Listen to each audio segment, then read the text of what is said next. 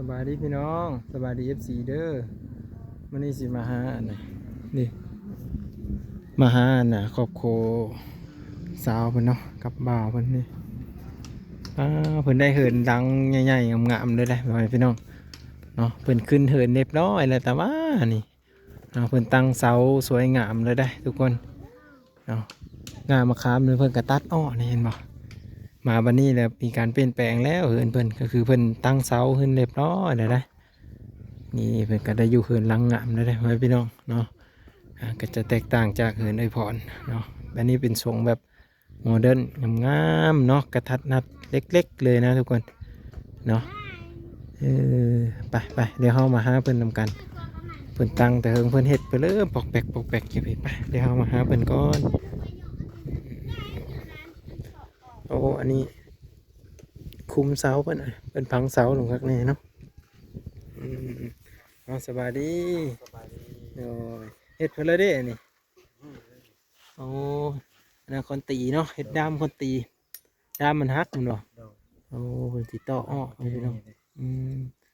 เขาก็ไม่ได้เฮามาตั้งแต่ดนอันนี้เพิ่นยอแต่เฮิงแล้วบ่เหินเดี๋ยวนี้โอ้อันเสาเพิ่นก็ไม่ได้ติบ่ว่ามันน้อยอ่ะเนาะเพิ่นก็ไม่ได้ติพี่น้องแต่ว่าเจ้าของนี่ก็เพิ่นเฮ็ดเด้อแล้วก็ดีใจเด้เนาะวันนี้เนาะนี่มกดีใจแล้วพี่น้องสิบ่ได้อยู่กระต๊อบน้อยๆพาเมียอยู่เด้บัดนี้เพิ่นก็สิได้อยู่เฮือนหลังใหญ่บ่อนที่มันสะดวกสบายเนาะทางผู้หลักผู้ใหญ่ชื่ออยู่บ่สื่อเพิ่นที่เพิ่นอันมาสร้างเฮือนสร้างศาลให้โอ้สื่อเพิ่นเลยแน่สื่อเพิ่นจันบานาโอ้คนไทยนี่บ่คนไทยเลยไปสมัยกับอาวิซาโอ้โดยมีแต่คนไทยเนาะคนไทยนะน้ำใจดีเด้เจ้าว่าบ่ขนาดไม่ได้เคยเห็นกับเจ้าเพิ่นอย่างซอยเลยเนาะขนาดว่าอยู่คนละประเทศได้พี่น้องเพิ่นก็ยังมีน้ำใจที่ว่าซอยเรือเนาะซอยเรือแบ่งเบาความทุกข์ความยากที่ว่าอีตนนั่นแหละอาจารย์เพิ่นก็สิพาเมียอยู่กระต๊อบหลังน้อยๆแหละลงเรือนต่างไปพี่น้องเพิ่นย่อตั้งแต่หลายมื้อแล้วแม่นบ่แต่ว่าอันนี้นี่สำเร็จแล้วบ่นี่หรือว่ายังสิมีการต่อเติมอีกเอาใส่ลูกติ้งบ่เอายังใส่ลูกติ้งให้พี่น้องกับผู้ที่เป็นสะพานบุญก็คือบ่าวลาวแม่นบ่บ่าวลาวให้พี่น้องบ่บ้างก็ดีใจพี่น้องดีใจนำเบิ่นที่ว่าเพิ่นได้บ้านหลังใหม่ให้พี่น้องเนาะบ้านหลังใหม่ที่ว่านายสร้างเพิ่นก็เลิกเวกแล้วเนาะเขามาเมื่อกี้นี้โอ้ฮักกระมือเลยพอมันค่ำแล้วเนาะเพื่อสร้างเป็นนอนนาดิโอ้เพิ่นนอนน่ะพี่น้องแต่เช้าแล้วเพิ่นมาแต่เช้าเพิ่นบ่โอ้แสดงมื้ออื่นนี่เพิ่นสิมาใส่ลูกติ้งให้เจ้าโอ้จังซั่นเนาะพี่น้องเนาะโยเพิ่นก็เฮ็ดเวไปนำมาแล้วเนาะก็สิมานั่งเว้านำมันก็ไม่แล้วจักเทื่อเนาะเพิ่นเนาะเอาเฮ็ดเวเจ้าไปเลยไม่ยากดอกนี่เฮาถามไปน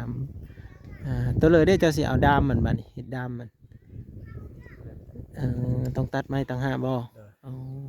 คันมีจักยังว่าเอาไม้ตัวนี้เลยเนาะอันนี้ไม้เพิ่นไม้หยางดอกว่าอันนี้เนาะอันนี้ไม้หยางมันสิเฮ็ดได้บ่ดามคนตีนี่คือพวกไม้ดูไม้แดงเนาะไม้นักๆนะทุกคนไม่ว่าเขาหย่อแต่คนตีกันนักเลยนะแล้วเขาต่อมันกะถ้าคนตีนักด้ามเขาตีนักเขาต่อมันกระบอกโคตรเลยทุกคนคันด้ามมันเบาคันเขาต่อแล้วมันโคตรเนาะก็คือเฮิร์นเพื่อนนี่ถือว่า90%ได้เนาะ95% 90%ช่วยงามเลยทุกคนบ้านพอดีมกดีใจเด้อพ่อพี่น้องเด้อเห็นบ่ส่งโมเดิร์นเลยนะเพื่อนเฮ็ดนี่คักส่งโมเดิร์นกระทัดรัดเลยทุกคนเห็นบ่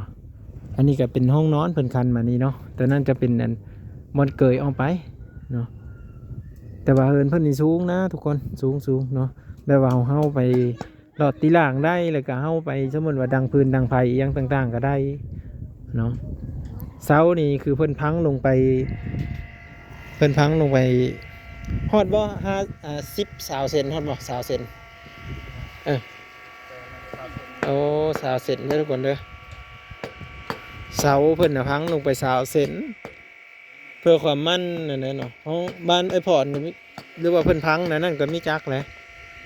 เพราะว่าบ้างก็มีจักเนาะบ้านเฮินเพิ่นนี่สิอยู่บัดนี้ก็เป็นพี่คนไทยเด้อเพิ่นซอยเหลือมานี่เนาะดีมกดีใจนำพี่คนไทยก็ให้เพิ่นอยู่ดีมีแฮงเด้อพี่น้องเด้อขอให้เพิ่นสุขภาพร่างกายแข็งแรงที่ได้มาซอยบ่าวเพิ่นกับสาวแม่หมานเพิ่นนี่แหละเนาะเพิ่นก็อีบ่ดนเพิ่นน่าจะคลอดลูกกอดเต้าเพิ่นไว้พี่น้องเอ้ยก็น่าจะเป็นเดือนของได้แล้วเนาะโอ้สารบ้านสองเพิ่นเด้อพี่น้องเด้อได้เฮาเหมือนวันนี้ก็คือเดินบ้านเดินซ่องเพิ่นนี่สะอาดงามตาได้เพิ่นปัดเพิ่นกวาดเพิ่นพี่น้องเอ้ยเนาะว่าจะเป็นไม้ตอกอีหยังเพิ่นเก็บเป็นระเบียบเมิดแบบนี้แหละเนาะ FC คนไทยชอบร้ายเพิ่นพี่น้องก็คือ FC หันเพิ่นจะมักแบบผู้ที่รู้จักทำความสะอาดแล้วก็รักษาความสะอาดเก็บเมียนเป็นระเบียบเนาะเพิ่นจะมักแบบนี้เนาะแต่เพิ่นเห็นแบบบ่าวเพิ่นเฮ็ดนี่โอ้ยเพิ่นดีใจแล้วแหละนี่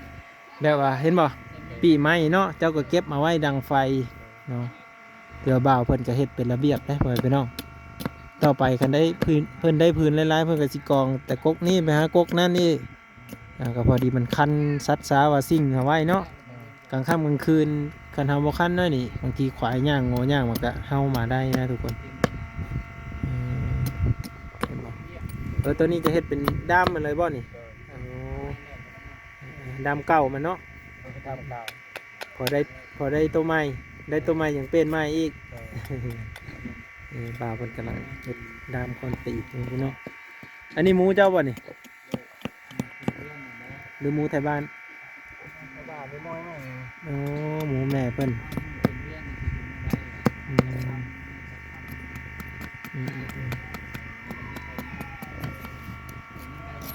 อันนี้คือไม้มะขามที่เพิ่นนั้นอ้อฮะที่เพิ่นตัดลงมาทุกคนคุณไปตัดเอง เอาสีหานลงมาเลยมันสีบ่ฮักใส่เฮือนตก บ่แล้วคอยตัดทางหน่อยดิ โอ้ ตัดลายบ่คือก่อน ตัดหญ้ามันออกหมดก่อนเนาะบัดปีหน้าสมมุติมันเป็นกับมันก็ตั้มแบบนี้เนาะบัดนี้เพิ่นตัดลงอีมันก็ตั้มลงอีแม่นแล้วว่าง่ายก็คือตอดลงบ่อยากให้มันสูงเนาะถ้ามันสูงแล้วแบบเฮาบัดมีเฮือนใกล้นะย่านแบบมันฮักแบบนี้นะทุกคนแม่นความเพิ่นเด้ตัวนี้ก็ได้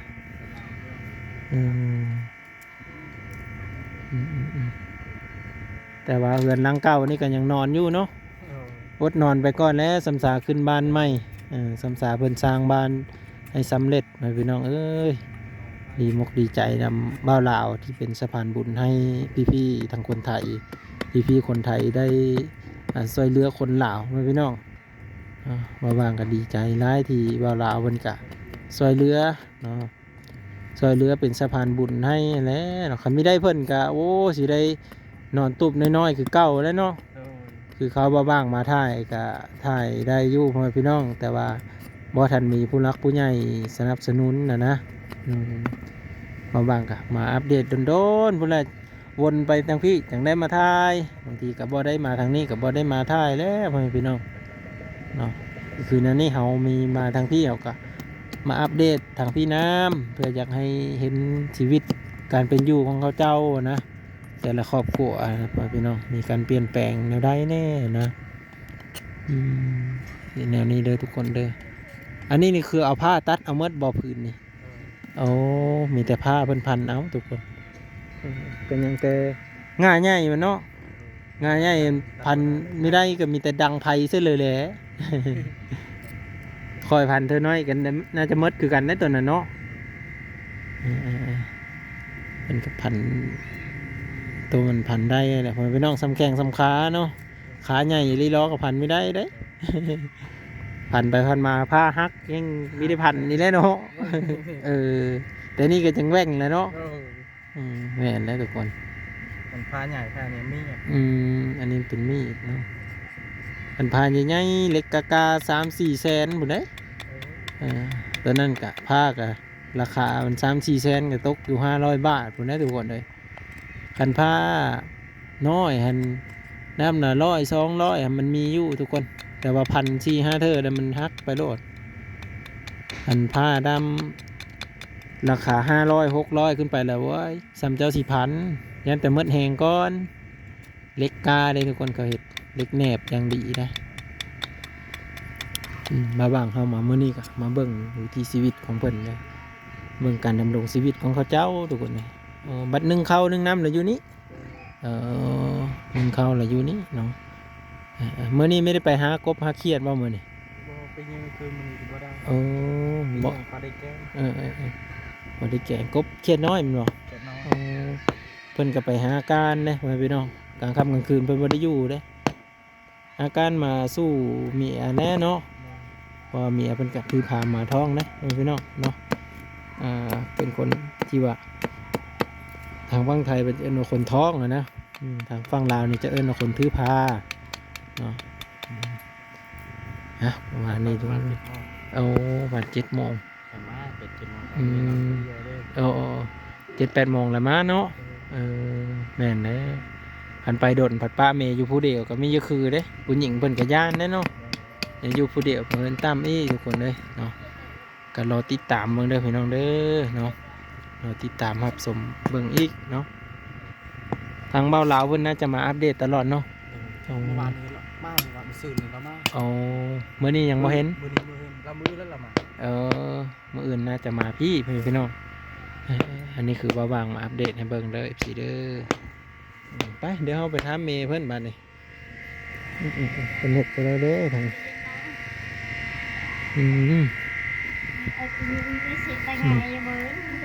สบายดีกินข้าวกับเพิ่นเลยเด้มื้อนี้ กินแล้ว กินแล้ว ตอนแรงเด้ซะแกงเขียด ตอนแรกบ่มีอาหารกิน แต่ว่ากินแกงกบแกงเขียดไปซะแล้ว เห็ดเขียดหมดแล้วแต่โดนเตะเสาแล้วเนาะไม่ได้พันดีบ่เมื่อคืนนี้เดี๋ยวว่าพันเลขบ่ได้พันบ่ ไม่ได้ขาย เดี๋ยวว่าพันเลขก็บอกกันแน่พอสิได้ซื้อเลขแน่ บ่มีเงินซื้อเลขยาซื้อเลขบ่มีเงิน บ่แล้วบอกค่อยนี่แล้วค่อยสิซื้อ ค่อยว่าสิได้ถือเลขนำแน่พอสิได้เงินซื้อน้ำมันมาหาดูๆเด้คันถือเลขเนาะ คันมีถือเลขก็ บ้านเฮานี่อลุง4 ล้าน 5 ล้าน เพิ่นถืออันนะเพิ่นประเทศแท้เนาะเพิ่นเอาเลขมาให้เชิญน่ะ แม่บ้าน อ๋อคนในบ้านเขาพันบ่โอ้เนาะคนในบ้านเขาพันด้วยพี่น้องแล้วก็ซื้อนำเขา เฮานี่ซื้อ1,000 บัตรถือเด้ บ่ได้ถือ ขายเขตมื้อหนึงก็หมดแล้วเนาะสิซื้อเลขแน่สิไปซื้อของกินแน่ 1,000เขาเสียดายเด้1,000 เนาะ มีเงิน ว่าสิถือนำเขาก็บ่ถึกเนาะ โดย เอาไปเอามาหมดซ้ำ โดย เห็นบอกไว้พี่น้องเนาะมันอิงตามโชควาสนาตัวนี้เนาะบางทีเขาไม่มีโชคไม่มีวาสนาก็ซื้อลงไปเลขเบอร์นะบ่มีทึกไว้พี่น้อง เดือนหนึ่งเฮานี่ว่าซื้อเลขบางซื้อบ่ได้ถือโอ๊ย ยาแล้วเนาะ อย่างนั้น มันเข้ามาซื้ออีกแล้ว นี่นแหละทุกคนเลยซื้อเล็กซื้อโหยเนี่ยกันขันบ่เด็ดอีหลีดอกกับบ่ทึกนะทุกคนเนาะบัดผู้นี้ได้ผู้นางเคยนี่เพิ่นเลิศสานี่ อันนี้นี่ อ๋อเพิ่นอยู่ทางหล่างนี่บ้านเดียวกัน ตำล่างอันนี้เอาพัวอยู่นี่